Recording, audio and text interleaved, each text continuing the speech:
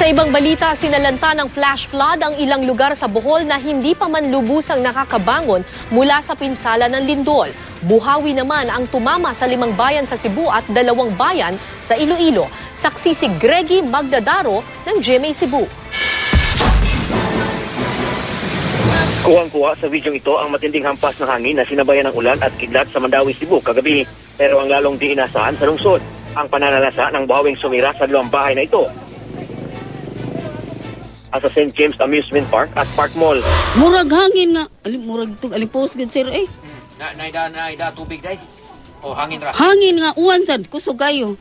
Ang iba pang lugar sa probinsya sinalanta rin ng mga buhawi. Sa Barangay Mactan, Lapu-Lapu City, tinangay ang bahay na ito dahilan upang 4 ang masugatan. May mga nabuhal ding puno at nagka-brownout pa. Sa Olongapo Island, mahigit 10 bahay at iba pang istruktura ang nasira. Sa Compostela, Cebu, 3 bahay at 1 factory ang nawasak. At sa Danao City naman, 6 na bahay ang tinangay ng buhawi. Magkakahiwalay rin ng buhawi ang nanalasa sa ilang bahagi ng Iloilo. Sa bayan ng Uton, pinabagsak ang bubungang ito at ilang malalaking puno. Sa bayan ng Pavia, 50 bahay ang nawasak. Sa Barotac Nuevo naman, nasira ang 6 na bahay, bahagi ng seawall at 2 pump boat. Kagabi rin nangregasay naman ng flash flood ang ilang bayan sa Bohol na nagsikap pa namang bumangon sa epekto ng lindol noong 1 buwan. Kung hindi pakalubog sa baha, putik ang iniwan yan sa bayan ng Cortez.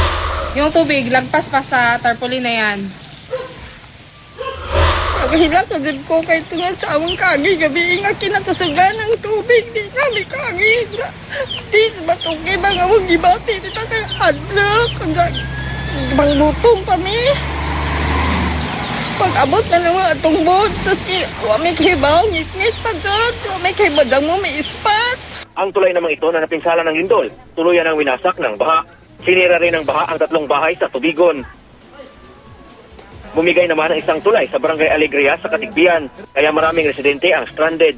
Binaha rin ang ilang bahay at mga palay na ito. Naganap ang flash flood sa kasagsagan ng ulang dala ng huminang bagyong Wilma na naging low pressure area at nakapaloob sa Intertropical Convergence Zone. Ako si Greggy Magdadaro, ang iyong saksi.